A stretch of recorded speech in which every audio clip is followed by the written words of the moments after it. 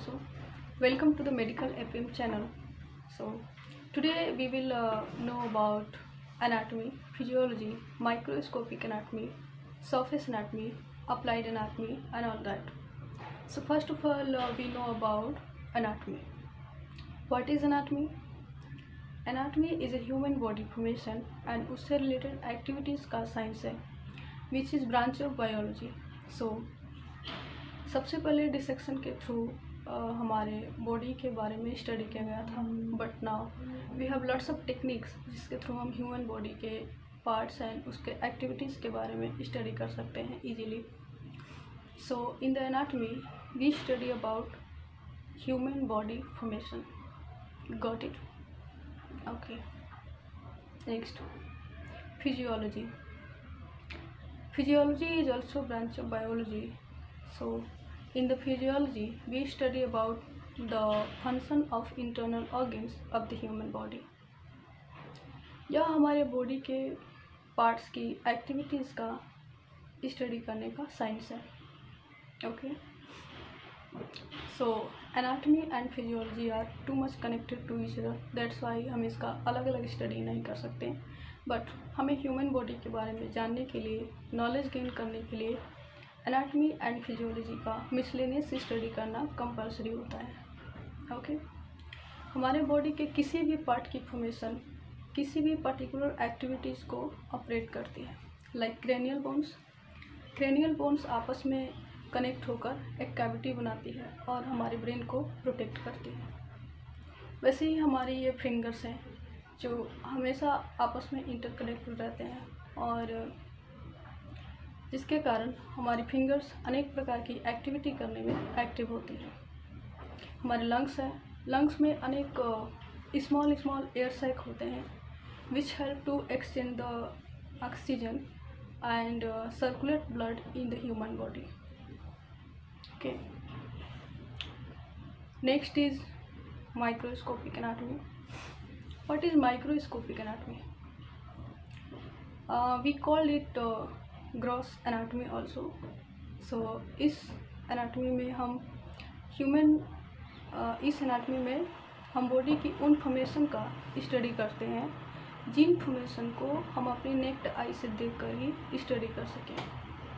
Okay. इस human body formation के study करने के लिए रखे गए डेड बॉडी का सेपरेशन करके नॉर्मल आइज के द्वारा दिखाई देने वाली कॉम्पोजिशंस का स्टडी किया जाता है. ओके. इसमें आने वाली कॉम्पोजिशंस का रीजनल बॉडी फॉर्मेशन के अकॉर्डिंग स्टडी किया जाता है. In the regional anatomy arm, shoulder, stomach, pelvis etcetera का बोन्स एंड मसल्स का स्टडी किया जाता है. Okay, so next is surface anatomy.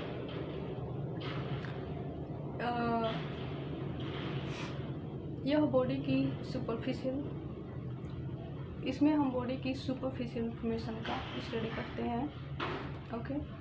Upper surface and उससे संबंधित ऑर्गन्स का संबंध इंटरनल टिश्यू एंड ऑर्गन से होता है.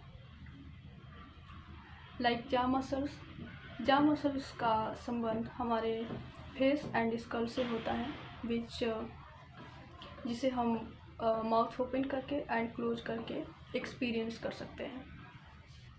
ओके. वैसे ही अप्लाइड एनाटॉमी है. We called it surgical knowledge also. So विशेष रूप से इसमें सर्जन ऑपरेशन करके बॉडी से कॉजिंग डिसऑर्डर को रिमूव करते हैं. ओके. अगर आपका कोई सवाल हो, कोई इशू हो तो आप बीच में कमेंट करके पूछ सकते हैं. उसमें हमें कोई इशू नहीं है. हम आपको कभी भी आंसर कर सकते हैं. ओके. एंड अब आते हैं हम रेडियोलॉजिकल एनाटॉमी पे कि ये क्या होता है.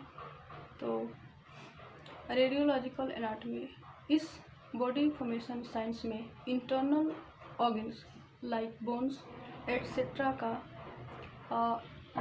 एक्सरे के थ्रू कॉजिंग डिसऑर्डर को देखकर उससे रिलेटेड ऑर्गन्स का ट्रीटमेंट किया जाता है। ओके, अब आप सभी लोग सुने होंगे कि रीजन्स के बारे में, मेन रीजन्स क्या होते हैं हमारी बॉडी में। So next is regions. Okay, what are the main regions of the human body? There are two main regions of the human body. First one is axial region and the second is appendicular region. So first of all we know about axial region. Axial region located in the middle area of axial region. So इसमें body के अनेक parts होते हैं, like head, neck, thorax, stomach, pelvis. Next is appendicular region. So appendicular is located to lateral area of region, and it's already divided into two parts. First one is upper extremities and the second is lower extremities. So upper extremities में आते हैं head, neck, arm and hand, wrist, etc.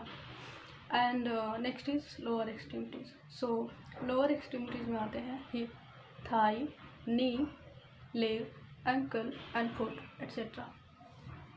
So it was all about regions of the human body. Okay, what are the main cavities found in the human body? There are two main cavities found in the human body. First one is ventral cavities and the second is dorsal cavities. So first of all we know about ventral cavities. इसमें आते हैं thoracic cavity and abdominopelvic cavities. So first of all you know about thoracic cavity. This cavity is located in the upper part of torso, that is protected by thoracic wall, rib cage, fascia, associated skin, muscle, etc. So इसमें आगे sternum and पीछे thoracic vertebrae and middle में intervertebral disc होते हैं and side by side intercostal muscles होती हैं. Left and right pleural cavity होती हैं जिसमें पेरिकार्डियल कैविटी के अनेक पार्ट्स होते हैं. तो हार्ट में पेरिकार्डियम एंड प्लूरल कैविटी के डबल वॉल में हमारे जो लंग्स हो गए हैं वो क्लोज रहते हैं, उसमें प्रोटेक्ट रहता है lungs. Next is abdominopelvic cavity. So we are going to understand about dorsal cavity now. So dorsal cavity, इसमें cranial cavity and spinal और vertebrae cavity आती है. So cranial cavity में जो ये होते हैं, cranial cavity में ब्रेन एंड cranial बोन्स से बनी बाउंड्रीज होती है. Okay, next is spinal cavity और vertebral cavity. The cavity is the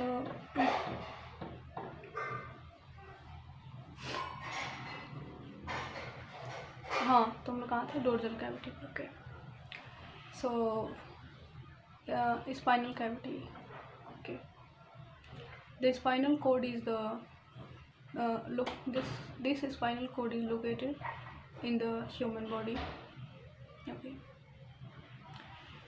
next is homeostasis. आपने सुना होगा होम्योस्टेसिस के बारे में कि होम्योस्टेसिस क्या होता है. चलिए होम्योस्टेसिस के बारे में थोड़ा हम पढ़ते हैं. बॉडी में स्टेबिलिटी को बनाए रखने के लिए बॉडी फॉर्मेशन एंड बॉडी के एक्टिविटीज़ में प्रॉपर बैलेंस का होना कंपलसरी होता है.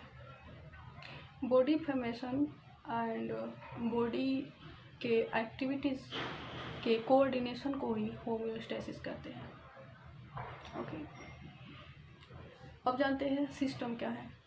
What is system? Small cells के कॉम्बिनेशन से टिश्यू बनते हैं। टिश्यू के कंटिन्यू कॉम्बिनेशन से ऑर्गन्स बनता है एंड ऑर्गन्स के कंटिन्यू कॉम्बिनेशन से सिस्टम बनता है एंड सिस्टम के कंटिन्यू कॉम्बिनेशन से ह्यूमन बॉडी का फॉर्मेशन होता है। सो ऑर्गन्स के इस परस्पर कलेक्टिव फॉर्म को ही बोलते हैं system. Okay, like digestive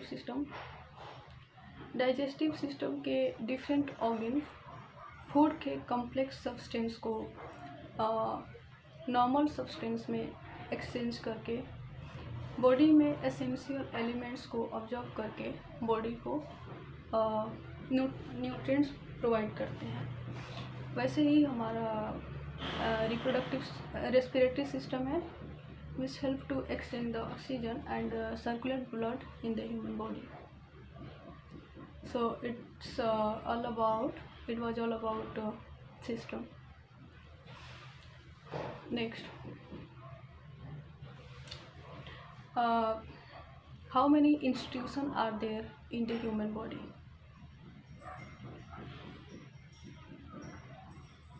There are 11 institutions in the human body, like integumentary system, digestive system, skeletal system, nerve system, reproductive system, respiratory system, urinary system, muscular system, blood circulatory system, lymphatic system,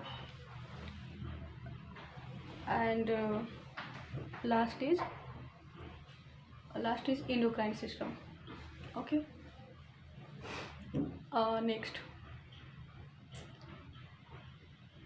so हमारे body में 11th institution होते हैं जिसका अलग अलग काम होता है। ओके, सबसे most important question is that कि what is stress and homeostasis. Homeostasis के सस्टेन करने के लिए हमारे माइंड एंड बॉडी के इंटरनल एंड एक्सटर्नल इन्वायरमेंट में जनरेटेड एडवर्स कंडीशन को अनबैलेंस करने वाले फैक्टर को स्ट्रेस कहते हैं, like summer, noise, manual hormones, virus, bacteria, body में causing disorder, chaos, change etcetera के फलस्वरूप स्ट्रेस से इम्बैलेंस क्रिएट होता है और इस इम्बैलेंस को स्टॉप करने, रिमूव करने एंड रिड्यूस करने की एफर्ट को स्ट्रेस करते हैं। ओके, सो जो पर्सन कंटिन्यू स्ट्रेस में रहता है उसका इम्यून सिस्टम डिक्रीज हो जाता है और उसमें वीकनेस आना शुरू हो जाता है। सो सभी बीमारियों का जड़ क्या है? स्ट्रेस है। तो हमें स्ट्रेस से बचना चाहिए और जो व्यक्ति कंटिन्यू स्ट्रेस में रहता है उसमें बहुत सारी बीमारियां जनरेट होने लगती हैं, like cancer, heart attack, accident, suicide, respiratory disease etcetera. So save yourself to stress and any kind of disease. Thank you so much for watching this video. All the best.